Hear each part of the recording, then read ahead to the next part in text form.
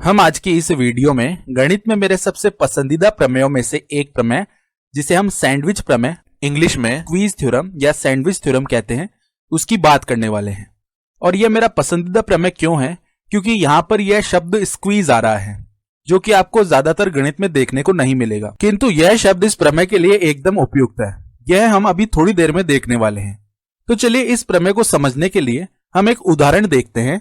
और मान लीजिए 3 लोग हैं, इमरान, दिया और राहुल। तो इन 3 लोगों का हम उदाहरण देख रहे हैं। अब किसी विशेष दिन हम क्या कह रहे हैं कि इमरान सबसे कम कैलोरी का उपभोग करता है तथा राहुल सबसे अधिक कैलोरी का उपभोग करता है। तो मैं इसे किस प्रकार लिख सकता हूं कि उस विशेष दिन दिया कम से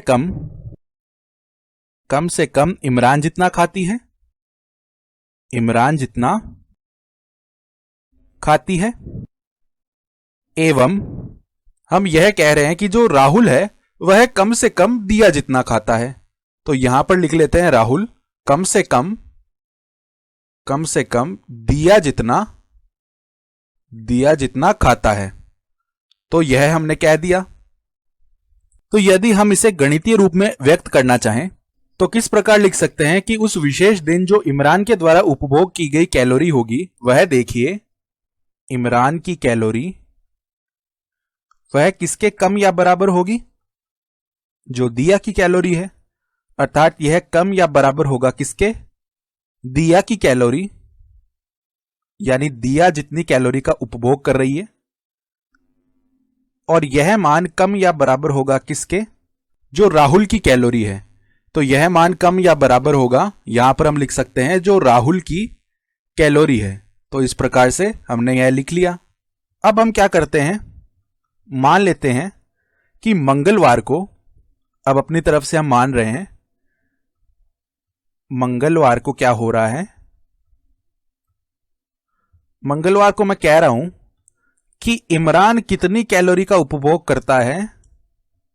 इमरान हमने मान लिया 1500 कैलोरी का उपभोग करता है। यहां तक हमने मान लिया। अब इसी प्रकार हम यह कह रहे हैं कि मंगलवार को राहुल भी 1500 कैलोरी का ही उपभोग कर रहा है। तो यहां पर राहुल के लिए भी लिख लेते हैं 1500 कैलोरी। यह हमने मान लिया है। तो यदि अब मैं आपसे पूछता हूं कि दिया की कैलोरी मंगलवार को कितनी होगी, तो हम जानते हैं कि दिया की कैलोरी इमरान की कैलोरी से अधिक या बराबर है तथा राहुल की कैलोरी से कम या बराबर है। और हम यह भी देख सकते हैं कि मंगलवार को इमरान तथा राहुल दोनों की ही 1500 कैलोरी है। तो मुझे ऐसी संख्या चाहिए जो 1500 से बड़ी या बराबर हो और 1500 से छोटी या बराबर हो। तो ऐसी संख्या 1500 ही आएगी। इसका मतलब है कि यह निश्चित है कि मंगलवार को दिया की कैलोरी 1500 होगी। तो हम यहां से लिख सकते हैं कि दिया की कैलोरी, सामान्य बुद्धि से ही हमने यह कह दिया कि दिया की कैलोरी कितनी आने वाली है, 1500 कैलोरी। और जो स्क्वीज प्रमेय या सैंडविच प्रमेय है वो इसी बात का फलनों के लिए एक गणितीय रूप है। हम यहाँ पर ये जो इमरान की कैलोरी है इसे दिन के पदों में फलन के रूप में देख सकते हैं। इसी प्रकार राहुल की कैलोरी को भी दिन के पदों में फलन के रूप में देख सकते हैं। और यदि यह स्थिति है तब दिया की कैलोरी दिन के पदों में फलन के रूप में होगी और इन दोनों के बीच में इस प्रकार गणितीय रूप से आ रही होगी। चलिए अब इस पूरी बात को थोड़ा और गणितीय बनाते हैं और फलनों की बात कर लेते हैं। तो हमने जो ये उदाहरण देखा था, मैं इसे एक बार के लिए हटा देता हूं। तो यहां पर यह हट गया है। अब हम क्या करते हैं, यहां पर 3 फलन मानने वाले हैं। सबसे पहले मैंने लिख लिया fx, यह किसी अंतराल में परिभाषित होगा। यह छोटा या बराबर है किसके? gx के, यह भी उसी अंतराल में है। और यह छोटा या बराबर है hx के, और इसके लिए भी वही समान अंतराल है। तो अब हम क्या करते हैं, इन तीनों फलनों को आलेख में दर्शा लेते हैं, अर्थात ग्राफ में दर्शा लेते हैं। तो मान लीजिए कि इस प्रकार से यह हमारे पास y अक्ष आ जाने वाला है और इसके संगत ये हमारे पास में x अक्ष आ जाने वाला है। तो ये हमारा y अक्ष है और ये हमारा x अक्ष है।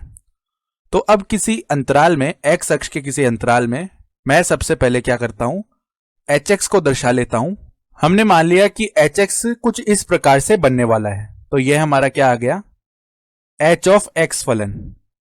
अब हम fx बनाने वाले हैं। तो हमने fx जो है वह कुछ इस प्रकार का मान लिया। यह मान लीजिए हमारा fx फलन आने वाला है। अब हम क्या करते हैं, gx बना लेते हैं और gx x के किसी मान के लिए hx तथा fx के मध्य रहने वाला है।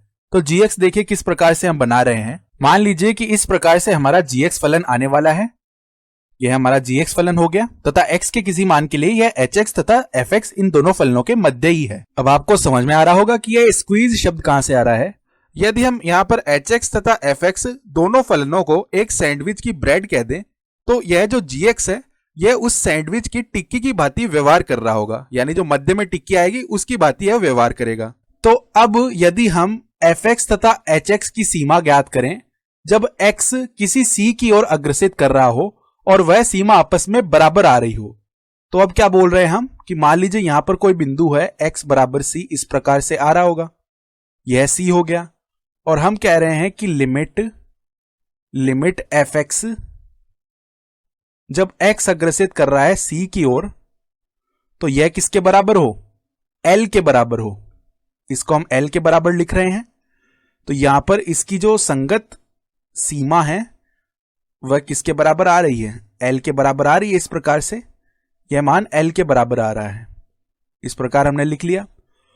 और लिमिट hx जब x अग्रसित कर रहा है c की ओर, इसका मान भी किसके बराबर हो, l के बराबर। अर्थात x जब c की ओर अग्रसित कर रहा है तब fx तथा hx इन दोनों के लिए सीमाओं का मान आपस में बराबर है, जो कि l के बराबर है।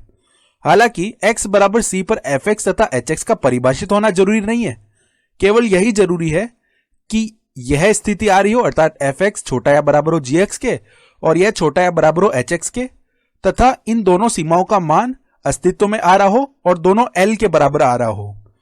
और यहां पर यह भी जरूरी होना चाहिए कि gx का मान fx तथा hx के बीच इस प्रकार स्क्वीज हो। तो इस स्थिति में हम क्या बोल सकते हैं, इस स्थिति में यह हो जाएगा कि जो लिमिट है gx जब x अग्रसित करेगा c की ओर, इसका मान भी किसके बराबर आ जाएगा, l के बराबर। एक बार फिर से देखिए, यह तो हम हमारी सामान्य बुद्धि से बता सकते हैं कि hx l की तरफ अग्रसित कर रहा है, fx l की तरफ अग्रसित कर रहा है और gx hx तथा fx के मध्य सैंडविच की भांति है, तो gx भी l की तरफ ही अग्रसित कर रहा होगा। अब आप सोचोगे कि इसकी इतनी जरूरत क्यों पड़ी हमें, यह तो हम हमारी सामान्य बुद्धि से ही बता पा रहे थे, तो इस प्रमेय की आवश्यकता क्यों पड़ी। तो इस प्रमेय की आवश्यकता हमें इस प्रकार के मध्य में बद्ध फलनों की सीमा का मान ज्ञात करने के लिए पड़ती है।